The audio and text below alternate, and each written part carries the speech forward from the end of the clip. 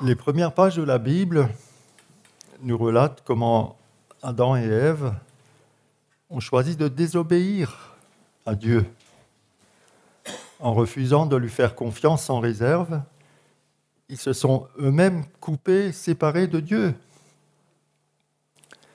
Et nous voyons, quand nous ouvrons notre Bible, et ce jusqu'au dernier livre de la Bible, les efforts incessants, continuels de Dieu pour trouver, pour chercher, pour donner à l'homme l'occasion d'entrer en communion avec lui et de construire une relation durable. Et dans ce but, Dieu va utiliser différents moyens et les proposer à l'homme. J'ai employé une image, c'est comme si Dieu disposait d'une grande armoire avec des tiroirs et il les ouvre l'un après l'autre pour en retirer à chaque fois quelque chose de nouveau, une nouvelle idée, un nouveau plan. Alors Dieu ouvre le premier tiroir et son plan fait appel à la conscience de l'homme. Dieu le rend moralement responsable. Donc il incombe à l'homme de faire tout ce qu'il sait faire de bien. Et nous savons dans le livre de la Genèse que ce plan a échoué. Malheureusement. Alors Dieu ouvre un deuxième tiroir. Celui-ci contient une liste détaillée de règles à respecter. Ça, c'est la loi donnée à Moïse. Dans le troisième tiroir, nous trouvons les autorités humaines que Dieu a établies sur l'homme. C'est le temps des juges et des rois. Mais nous voyons que tous les efforts de Dieu pour établir une relation solide, durable et épanouie avec l'homme n'ont finalement pas abouti. Tous ces plans n'ont pas trouvé l'écho escompté et se sont soldés par un échec. Impossible à l'homme de vivre comme Dieu le souhaite, ni comme lui-même le souhaite, c'est-à-dire dans l'harmonie, dans la paix, dans le bonheur, sans blessure, sans souffrance, sans deuil. Alors Dieu ouvre le dernier tiroir. Alors que contient ce tiroir ? Une merveille. Avec cette merveille, Dieu va enfin pouvoir parvenir à ses fins et réaliser son plan éternel. Cette merveille, vous l'avez deviné peut-être, c'est l'Église. L'Église, c'est la merveille de Dieu. C'est le titre que j'ai donné à ce message.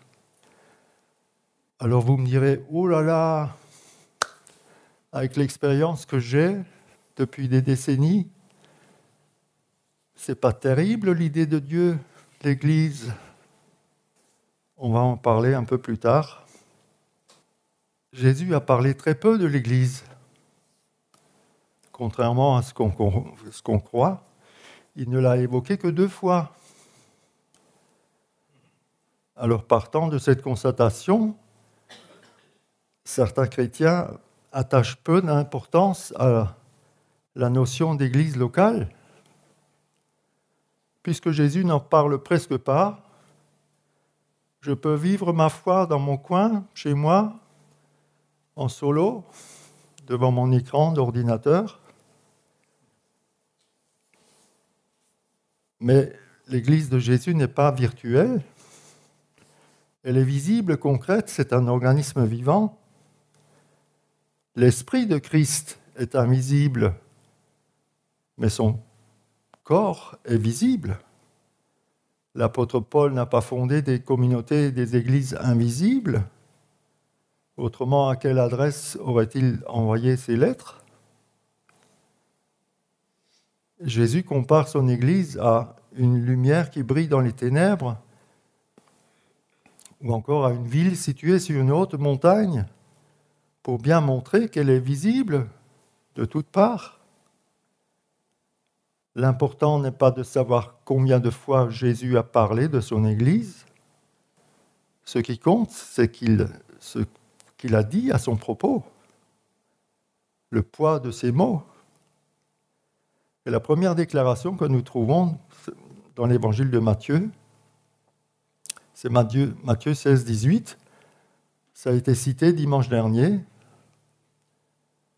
pendant le culte. Et moi, je te dis que tu es Pierre, et que sur cette pierre, ou ce roc, je bâtirai mon église, et que les portes du séjour des morts ne prévaudront point contre elle. La mission de Jésus sur la terre consistait à poser les bases, le fondement, les fondations de la construction de son église. Plus tard, ce sont les apôtres qui ont construit les murs, disons, qui ont fait les structures, l'organisation. Mais Jésus a posé les bases, le fondement. Il est devenu homme, il a vécu, il a souffert, il est mort, il est ressuscité, est monté au ciel pour notre salut, c'est vrai, mais pour construire son Église. Et le mot « ecclésia » qu'il a utilisé signifie à l'origine un rassemblement de personnes convoquées en un lieu quelconque pour écouter une information ou pour prendre une décision.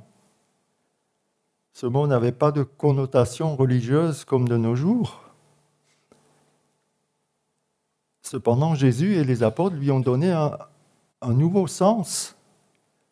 Ce sont ceux qui sont appelés hors de. Hors de quoi? Hors du monde, d'anciens liens, d'anciennes attaches. Appelés hors de, pour être appelés vers Jésus. C'est donc une nouvelle vie qu'il propose à quiconque se repent de ses péchés et s'engage avec lui.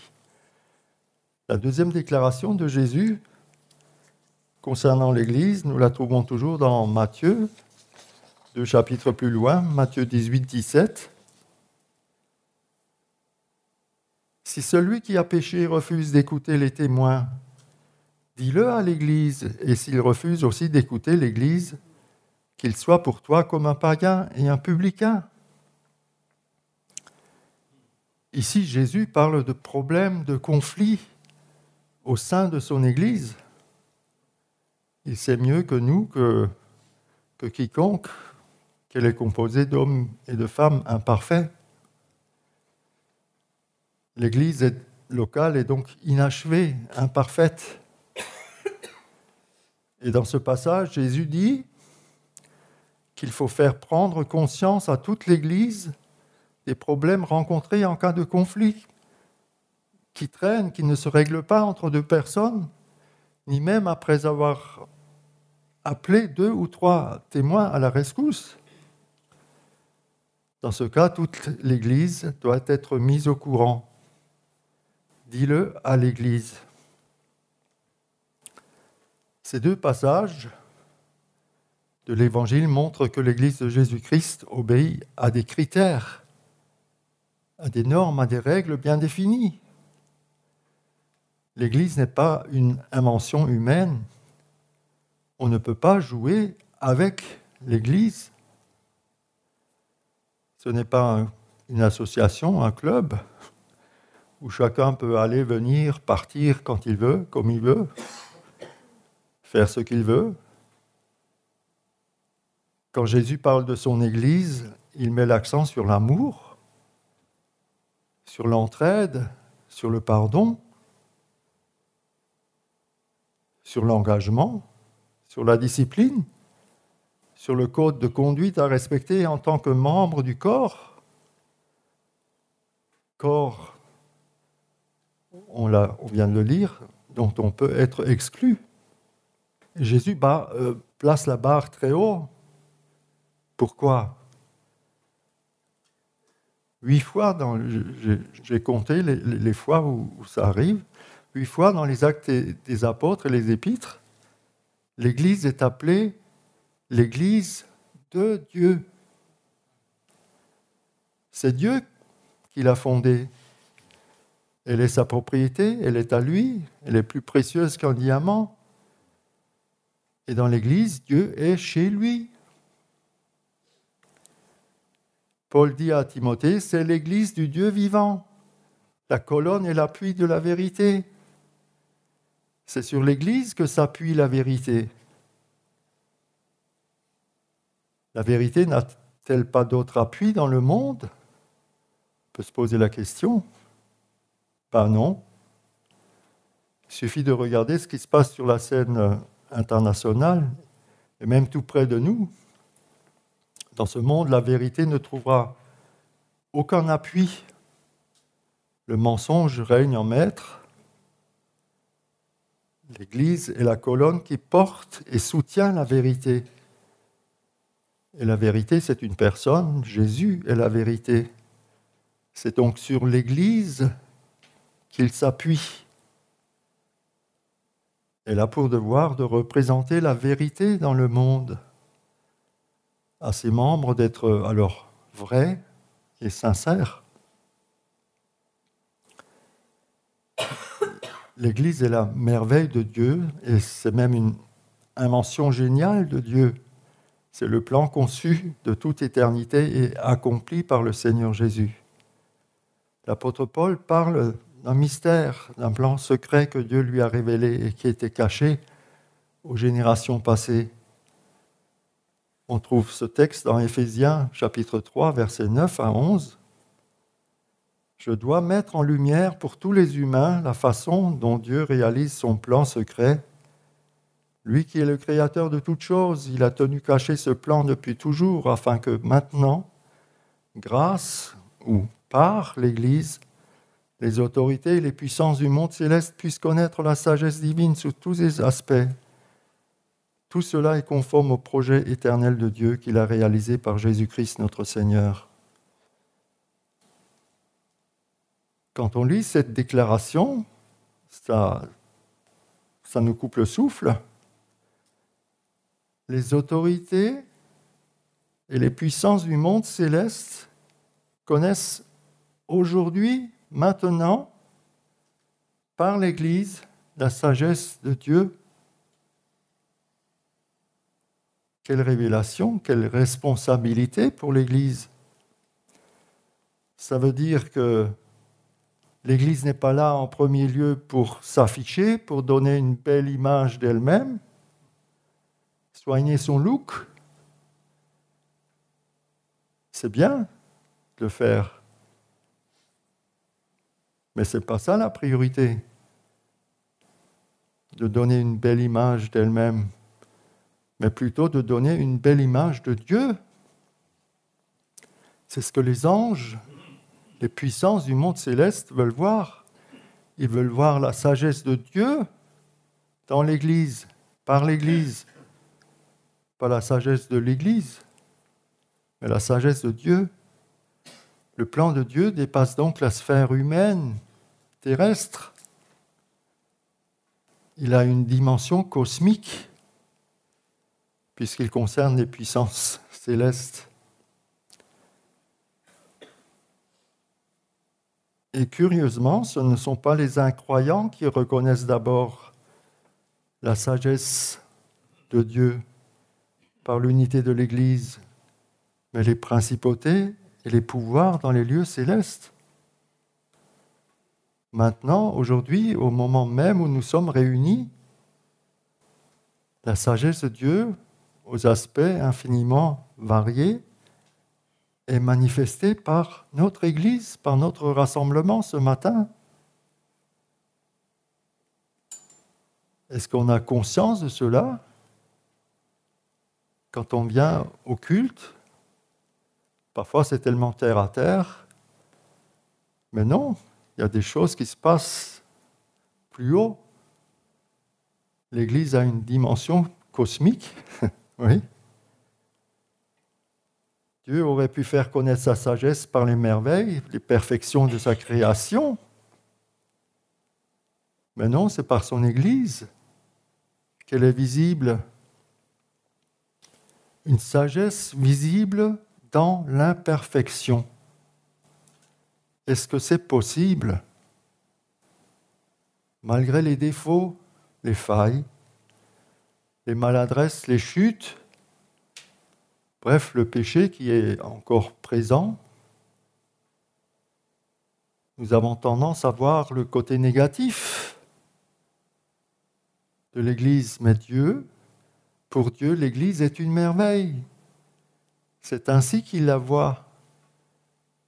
La perspective de Dieu, pour lui, l'Église, c'est une merveille. Christ aime son Église non pas parce qu'elle est agréable, charmante et parfaite, mais afin de la rendre agréable, charmante et parfaite. C'est ce qui est écrit dans Éphésiens 5, 26. Christ ne l'admire pas parce qu'elle est sans tache. Il ne l'a pas choisie parce qu'elle est sans rides, sans défaut. Mais il l'a aimée et continue à l'aimer, bien qu'elle présente de nombreuses taches et rides. Et bien qu'il y ait beaucoup de choses à redire, Jésus l'a mise à part. Il l'a purifiée et l'a chérie dans son cœur. Quelle consolation pour nous aussi. Dieu est en train de réaliser son projet. C'est en cela que l'Église est la merveille de Dieu. Alors le verset qu'on a lu dans le chapitre 3 d'Éphésiens, il parle de la sagesse de Dieu. Qu'est-ce que la sagesse de Dieu? Comment se manifeste-t-elle? D'abord, Dieu a démontré que la sagesse de ce monde est folie. Et cela ne s'est pas fait en parole, par de beaux discours, avec des arguments. Non, mais par une action. La mort de Christ sur la croix. La sagesse de Dieu est manifestée par la triple œuvre de la croix. Par la croix de Jésus, Dieu pardonne nos péchés, nous fait naître à une vie nouvelle et nous donne sa justice. C'est une œuvre immédiate que vous pouvez faire ce matin, en ce moment même. Cette vie nouvelle se développe au fur et à mesure que nous marchons avec Dieu. C'est l'œuvre de sanctification qui est progressive. Et enfin vient l'œuvre finale de la rédemption quand Jésus, lors de son retour, nous rendra semblables à lui. Ces trois stades sont résumés dans un seul verset de 1 Corinthiens chapitre 1, verset 30. Jésus-Christ a été fait pour nous sagesse et justice, œuvre immédiate, et sanctification, œuvre progressive, et rédemption, œuvre finale. Ce verset souligne le caractère unique et parfait de la solution divine, le salut par grâce, par le moyen de la foi pour tous ceux qui viennent à Dieu par Christ. Il se fait connaître aux hommes qui placent leur confiance en lui. Il se plaît à conduire au salut par un message taxé de folie tous ceux qui consentent à croire en lui. Et la sagesse de Dieu est accessible par la foi qui vient de la prédication de la croix. Ça n'a pas changé depuis 2000 ans. On a beau inventer des méthodes, des structures, des trucs, des points, 10 points, 20 points. C'est toujours la prédication de la croix. La sagesse de Dieu est infiniment variée. Donc il y a plusieurs aspects. Un autre aspect, on le trouve toujours dans la première épître aux Corinthiens, chapitre 1, versets 27 et 28. Dieu a choisi ce que le monde considère comme une folie pour confondre les gens intelligents. Il a délibérément pris ce qui est faible et chétif pour faire honte aux puissants. Ce qui n'avait ni noblesse ni distinction ici-bas, Dieu l'a distingué et l'a pris pour renverser l'ordre existant. C'est un exemple, il a choisi ce qui est faible et chétif. On voit cette sagesse de Dieu dans l'Église du 1er siècle, qui était composée de juifs et de non-juifs, de maîtres et d'esclaves, de riches et de pauvres, de peu de sages, de peu de puissants, de peu de gens de noble origine. Il y avait de grandes différences culturelles, d'énormes disparités sociales. Rendez-vous compte, et tout ce petit monde se côtoyait dans la même assemblée, même jour après jour, hein, il est dit dans les Actes des Apôtres. Cela provoquait inévitablement des tensions et des frictions, et elles étaient quasi insurmontables, tant le fossé culturel et social était large et profond entre eux. Comme extrême, on ne pouvait pas faire mieux.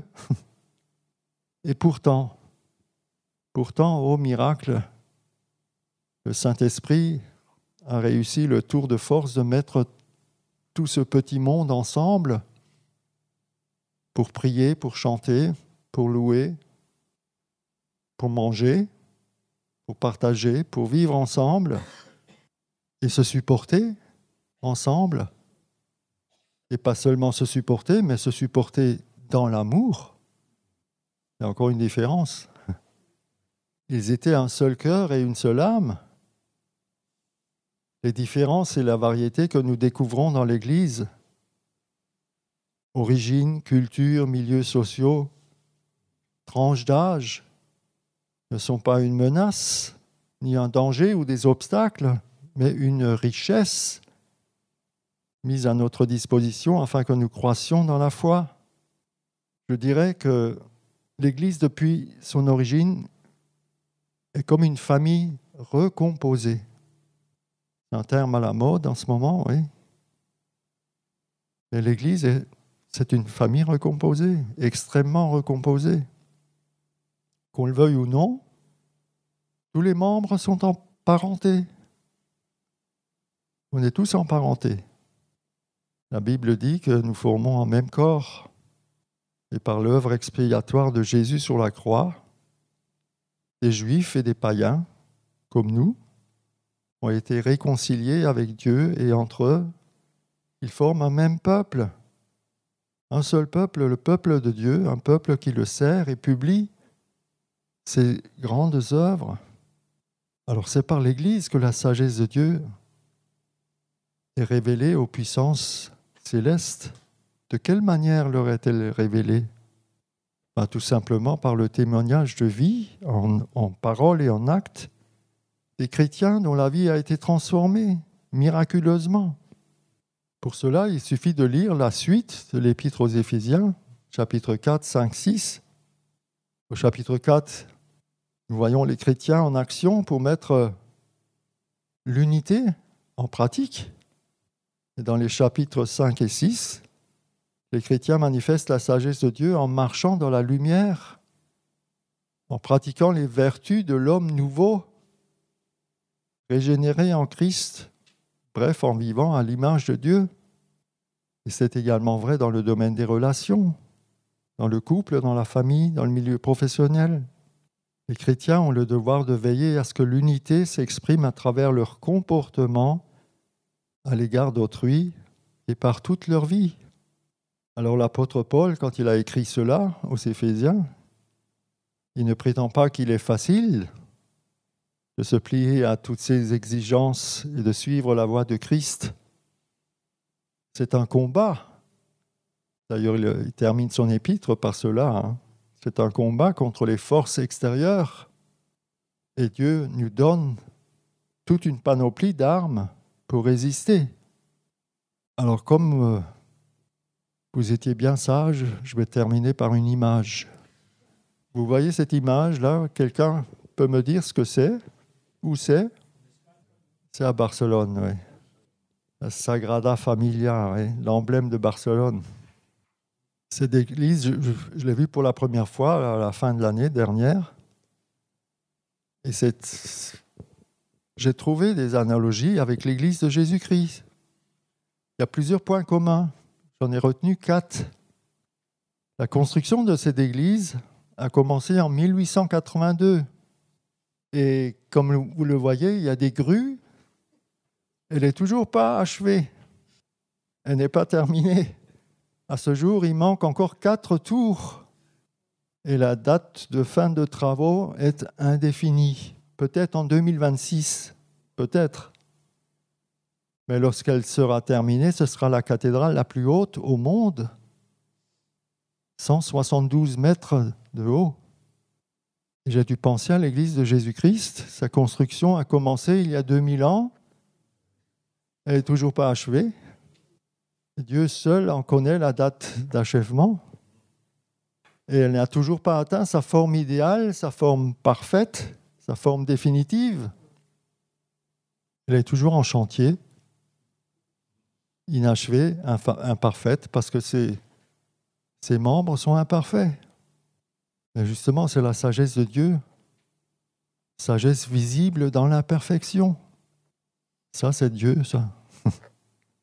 Le deuxième point commun, c'est que les travaux de cette église, ils furent ralentis durant la guerre d'Espagne et pendant la pandémie aussi, en 2020, bien sûr. Et il en est de même de l'église de Jésus-Christ. Sa construction a connu et connaît encore des interruptions, des ralentissements, des arrêts. Mais à travers les siècles, cela ne l'a pas empêché de grandir, malgré et particulièrement dans les temps de crise. Et surtout dans certains pays où règne une persécution féroce, dans l'invisible, dans le silence, la clandestinité, la construction continue. Rien ni personne ne pourra l'arrêter. Jésus continue de bâtir son Église devant laquelle ni le pouvoir de la mort, ni les puissances infernales lui résisteront. Troisième point commun, est-ce qu'il y en a qui ont visité cette cathédrale ? Ce qui saute aux yeux, c'est le curieux mélange de styles d'architecture. Il y en a vraiment pour tous les goûts. Moi, ça ne me plaît pas trop. Ça me plaît pas trop. Et quand on a demandé à son concepteur, l'architecte Antoni Gaudí, il disait de l'édifice qu'il est de style gothique, mis au goût du jour. Et c'est vraiment ça, mis au goût du jour. Et après, je me suis dit, mais l'Église de Jésus-Christ, c'est pareil. Au fil des siècles, la sagesse de Dieu a été manifestée par une multitude de ministères, de pasteurs, d'évangélistes, de prophètes, de docteurs, d'enseignants, qui ont marqué chacun l'Église de leur empreinte. Et chacun a imprimé son style, un style différent. Donc il y a tous les styles dans l'Église. Et puis un dernier point, toujours selon son architecte, le but de la Sagrada Familia, c'est de faire le lien entre le ciel et la terre. C'était l'objectif affiché par l'architecte, qui était très croyant, hein, très catholique. Et il en est de même de l'Église de Jésus. Sa mission est de rendre Jésus visible dans le monde en continuant son ministère ici-bas jusqu'à ce qu'il revienne. L'Église est et reste la merveille de Dieu, bien que toujours en chantier, inachevée, imparfaite. Elle est vivante car elle repose sur le fondement sûr et solide qui a été posé, savoir Jésus-Christ, et sur les principes immuables de sa parole. Alors, je voudrais terminer par plusieurs questions. Faites-vous partie de la merveille de Dieu, de son Église? Avez-vous répondu à son appel? Avez-vous été appelé hors d'eux pour vous tourner vers Jésus? Vous pouvez entrer aujourd'hui dans la famille de Dieu. Il suffit de reconnaître votre péché, de le délaisser, de vous attacher à Jésus, de faire le pas et de vous engager. Et vous qui faites partie déjà de la merveille de Dieu, de l'Église, vivez-vous la vie nouvelle? Manifestez-vous la sagesse de Dieu individuellement et collectivement, par votre comportement, par votre vie, par votre unité. La Bible dit que les anges nous observent, les puissances du monde céleste nous observent. Et cette surveillance devrait influencer toute notre conduite. Alors je vous laisse sur ces pensées-là. Prions.